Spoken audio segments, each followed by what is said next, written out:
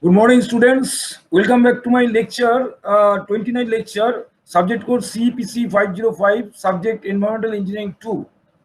Now, in continuation of module 6, that is the topic sludge handling and disposal. Today, I will discuss the topic, the sludge digestion. The previous day we discussed about the sludge thickening part, that is the first treatment process of the sludge. Now today the second treatment of the sludge, that is the sludge digestion or the stabilization, we'll discuss. Now what is the stabilization of the uh, or digestion of the sludge? Actually, the sludge digestion or stabilization mean to reduce the biological and chemical reactivity of the sludge to a minimum, and is typically achieved through a biological process, sludge digestion, in which organic solids are decomposed into stable substances. So this will be the non the stable active substances has to be formed into the inactive substances. That means the stable substances, active substances will be formed into the inactive substances. Now the digestion reduces the total mass of solids, destroys the pathogens, and makes it easier to dewater or dry the sludge into a inoffensive, rich potting soil like appearance and characteristics. So in first case, in the sludge thickening, we are concentrating on the part of the uh, reducing of the water part, that means the more amount of the dissolved solid part, and reducing the water part. But here, since it is achieved through a biological process, that is the sludge digestion, so the organic substances will be decomposed. Not only that, it should be converted into an inoffensive rich plotting soil like appearance characteristics, and obviously due to this digestion or stabilization, the volume of the sludge which abnormally reduced, and it will be helpful for further treatment like dewatering, sludge drying bed, or like these things. Usually the anaerobic digestion is very popular and preferred too for sludge stabilization, while aerobic digestion is also used but not so popular, that we will see. So here we will first discuss the anaerobic digestion in the digestion process, which is predominantly used, which is much more preferable for the digestion process. A typical anaerobic sludge digestion process chain, if we see the primary sedimentation, the sludge may come from the primary sedimentation, the sludge may come from the clarifier, that is the secondary biological reactor, the settling tank after the secondary biological reactor. So from primary sludge or from secondary sludge, the sludge may come, and the optional sludge thickening is the first treatment process before the digestion, before the sludge stabilization, because of reducing the volume. That is the thing, the sludge thickening process first done, initially done before the digestion. Why? Because the voluminous sludge will be very difficult to go for the treatment of the sludge digester. So we have to reduce the volume by the process of the sludge thickening process before sending the sludge either primary or the secondary clarifier to the digester. Now in the digestion, as I've told you, mainly the anaerobic digestion is very much preferable for the digestion process rather than the aerobic digestion, as it produces the biogas, that means the methane gas CH4, where the electricity can be generated. So the methane carbon dioxide formed as a biogas due to the digester, anaerobic digester, and it is this digestion has been taken place by both heating and mixing in the digester. Then after the digestion, the digester digesting sludge will be processed for the dewatering. That is not the discussion of the today's lecture, because the dewatering will be discussed in the next class. Today we are concentrating on the digestion and the preliminary treatment for dewatering, that is the conditioning, which will be done after the digestion. So this is a typical anaerobic slash digestion process chain I am showing you.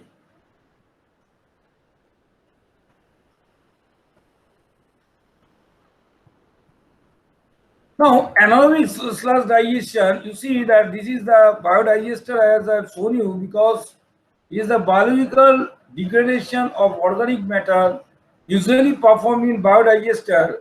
A picture I am showing you, and that is the air and watertight. Why air and watertight? Because for producing the anoxic condition. It provides the anaerobic condition, anoxic condition, because it is an air and watertight. So in anaerobic condition, the digestion has been taken place where the organic matter are degraded. So biological degradation takes place, which is called the anaerobic digestion. It may be uh, conducted in a batch mode or the continuous mode configuration in either one or two stages. Now, during this anaerobic digestion process, much of the organic matter is converted to biogas. That is the methane and carbon dioxide. The combination of these two are the biogas through which the electricity can be generated. So, we are talking for the renewable energy part, which is definitely a beneficial part, which you are obtained by sludge digestion through the anaerobic digestion process in a biodigester, where the digestion is being taken place in the airtight and the watertight structure. Now, this anaerobic digestion process can reduce the organic matter content of sludge by 40 to 50%. The process can either be thermophilic digestion, in which sludge is fermented in tanks at a temperature of 55 degrees centigrade, or mesophilic at a temperature of 36 degrees centigrade. So this is the thing. So this temperature in this digestion process, where the thermophilic and the mesophilic condition, to some extent this will act as a disinfectant also, because it will kill some pathogens by this process.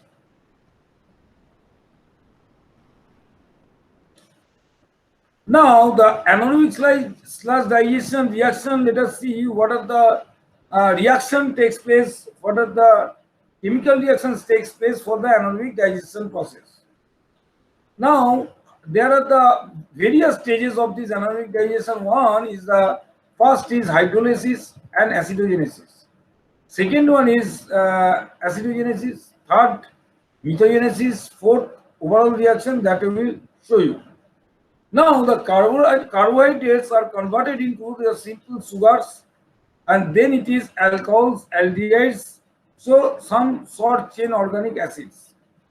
Again, the proteins are amino acid converted to amino acid, and again short chain organic acid plus ammonia. As protein is concerned, so ammonia will be evolved. Fats and oils. So we have seen the carbohydrates, we have seen the proteins. Now come to the point of fats and oils. Fats and oils, that is also converted to short chain organic acid. Now the acidogenesis is, what is acidogenesis?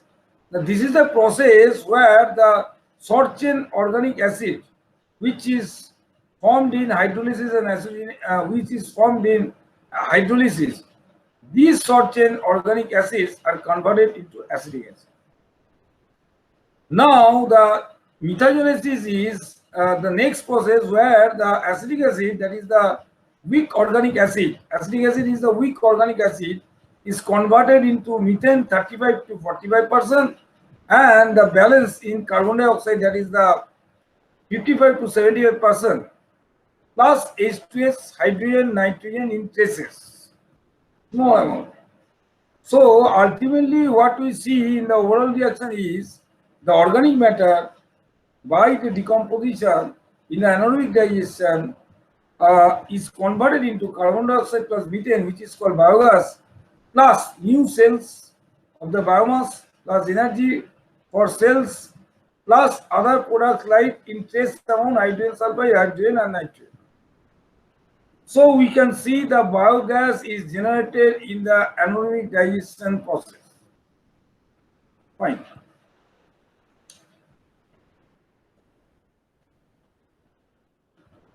Now, the anaerobic sludge digestion, there are the two types of anaerobic digestion takes place. One is the low rate digester, another is the high rate digester. So, in the low rate digester, in a selective zone, the active zone, I mean to say the sludge digestion in a particular selective active zone taking place. Here, after the sludge digestion, the digested sludge is settled at the bottom. You see, the above the active zone, that is the where the digestion takes place, there the supernatant is there, clear water, and above that the scum layer is there, and the top the gas is evolved like methane, carbon dioxide, etc. So we are supplying feed to the supernatant zone, then it is coming to the active zone. The active zone means here is a selective zone, here the selective zone, in selective zone the anaerobic digestion takes place, and after the digestion takes place, biodegradable organic matter oxidized, decomposed over here, and then the digested sludge settle at the bottom in the hopper type bottom that you can see in the figure, and the gas is evolved from top above the scum layer, and the digested sludge for the dewatering, that is the in case of low rate, which we are talking now. Presently the figure is showing for the low rate, that is the selective zone I have shown you. There the digested sludge for dewatering from the bottom it is collected. Now, in contrary to the high rate, if we go for the high rate sludge digestion process, then the whole zone is the active zone, not a selective zone compared to others. So a complete mixing takes place. Since the complete mixing takes place, or decomposition of organic matter will having a much more rate compared to the selective zone, that is the low rate digester. So that is why it is called the high rate digester, because complete mixing in the active zone takes place. So decomposition will take faster compared to the others. Here also the digested sludge for dewatering collected to the bottom, and the gas evolved from the top, that we can see. Fine.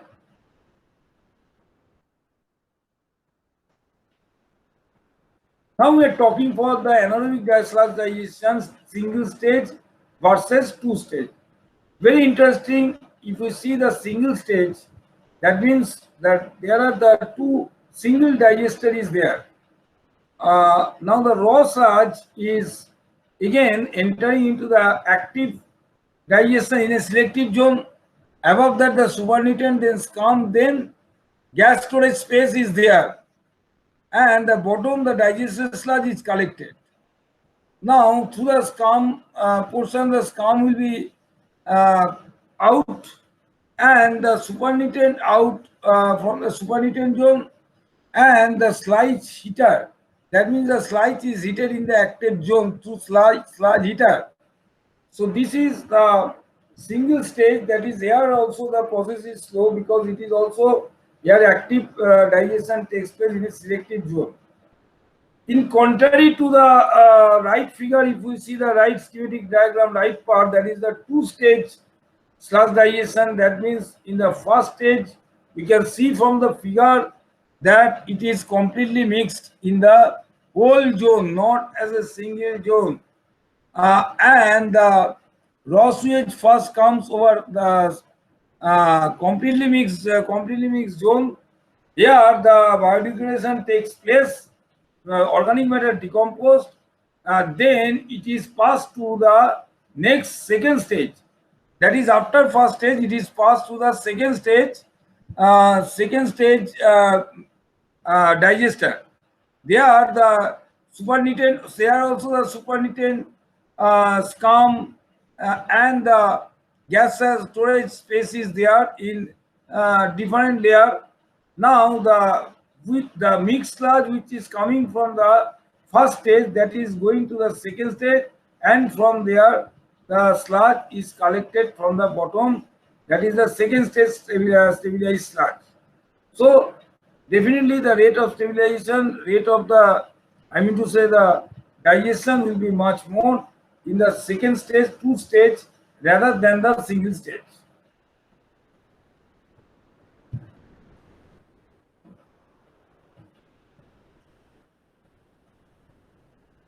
Now, aerobic sludge digestion, the process is same process of the anaerobic digestion, but the difference between the in popularity of compared to the anaerobic digestion, its usage is less compared to the anaerobic digestion, because in anaerobic digestion the power that the biogas is generated, which is used for the power, which is not obtained over here.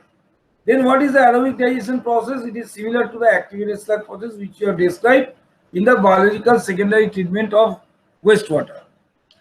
As the supply of available substrate, what is substrate? Organic matter is substrate, that is the food for the microorganism. So in this aerobic sludge digestion, as the supply of available substrate, that is the organic matter, that is the BOD, that is the food, is food for what? Food for the microorganism is depleted. So microorganisms begin to consume their own protoplasm to obtain energy.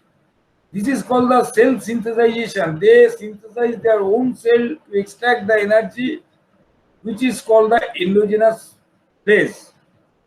So this endogenous phase is achieved in the aerobic sludge digestion, like the activated sludge, same thing like activated sludge process. Cell components of the biomass is oxidized aerobically to carbon dioxide, water, and the ammonia.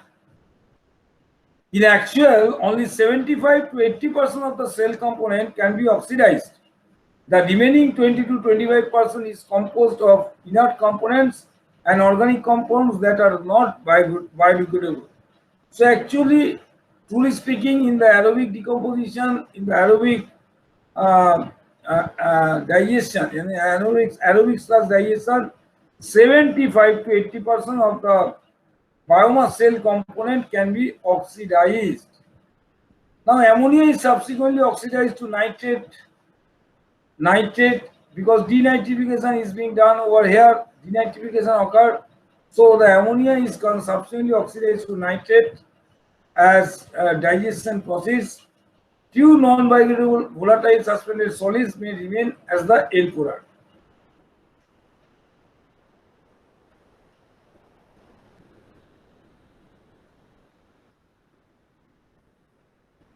Now, if you see the aerobic sludge digestion process, the whole chemical reactions. Okay, aerobic sludge digestion process, the whole chemical reaction. Generally, the cell mass can be considered as C5H7NO2 as formula. In some cases, we can add the phosphorus also in the formula. So this is a very simple standardized mass formula, C5H7NO2 as formula, which is to be aerobically digested.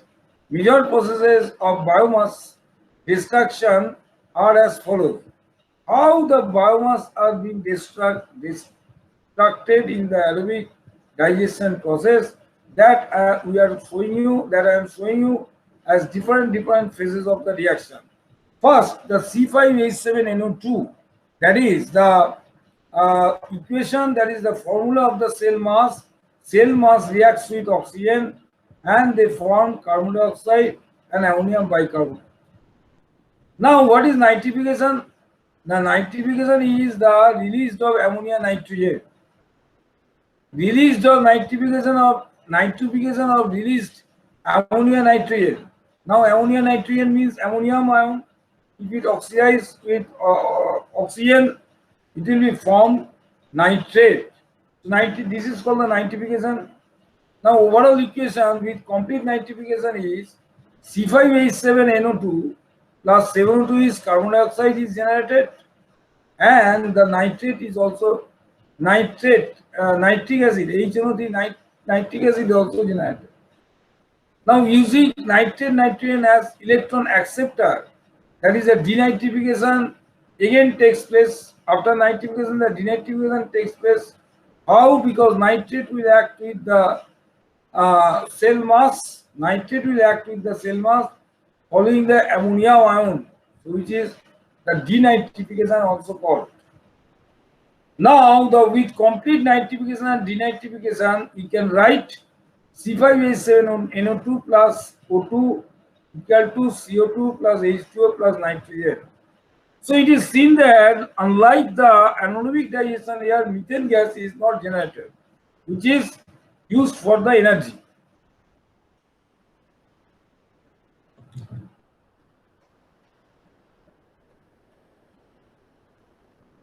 Now the sludge conditioning. Why sludge conditioning is required? Sludge conditioning is required because the after the sludge digestion or sludge stabilization, dewatering process will be taken place for the sludge treatment.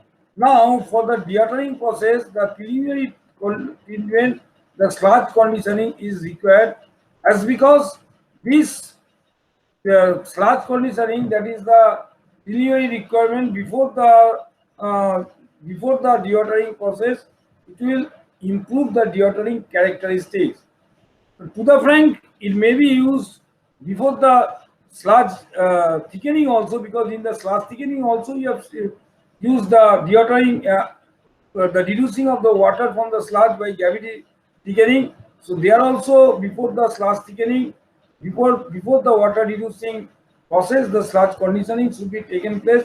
But in non-con circumstances, before the dewatering, sludge dewatering bed dewatering process, the sludge condition takes place for improving the dewatering characteristics of the sludge, to prepare the sludge for dewatering process.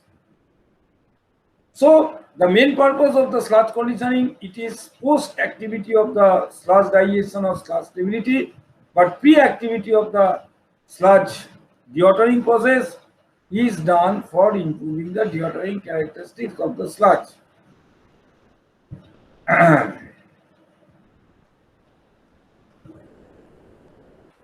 Now, it may be accomplished through the utilization of inorganic or organic chemicals or by thermal treatment. Now, conditioning of the sludge, how it can be accomplished? It can be accomplished by addition of the inorganic or organic chemicals, or by thermal treatment, by heating. For chemical conditioning, let us see what do you mean by the chemical conditioning. We can add the ferric chloride, we can add the lime, we can add the alum, and various organic polymers. Coagulant could be used to flocculate the sludge. The dosage required would depend on the type of coagulant and the characteristics of the sludge, and could be estimated based on the laboratory trials. So this is the typical conditioning photographs. I can show you practically done at the plant, that photograph. Now, thermal, that I am telling the chemical, by adding the chemical, how the conditioning is done. So for chemical conditioning, I have told you, now I am telling the thermal treatment of sludge. That is also one of the process for sludge conditioning. It is done either through wet air oxidation at 230 to 290 centigrade, and about 8 million meganewton per meter square pressure, or through heat treatment 175 to 200 degrees centigrade at 1 to meganewton per meter square pressure. So the thermal treatment of the sludge, which is called sludge conditioning, is predominantly done by the heat treatment, which is widely practiced compared to the wet air oxidation. That heat treatment is most popularly done, that is at 175 to 200 degrees centigrade and 1 to 2 meganewton per meter square. The lower temperature and pressure heat treatment, which coagulant solids, breaks down the gel structure and therefore improves the dewatability of the sludge, is more widely used than the oxidation process, which reduces the sludge to ash. Thermal treatment produces more readily dewatable sludge than with the chemical conditioning, and also provides effective disinfection of the sludge. However, in the process, cell walls of biological organisms are ruptured, releasing some bound organic materials with water. It's very interesting to note, my dear students, that first of all, while you are doing the sludge digestion, for reducing the organic material. That was the aim. But again, we can see the thermal treatment, it damages, it ruptures the uh, the it ruptured the cell walls of the biological microorganism, and since it ruptured the cell walls of biological microorganism, from that cell wall that releases the bounding material, which was bounding material that releases due to this thermal treatment, and again the organic matter is added in the water. Now, the heat treatment is usually applicable to biological sludges, not may be difficult to stabilize, that may be difficult to stabilize or condition by other means. So, heat treatment is usually for biological sludges we can use, but it is difficult to stabilize or condition by other means.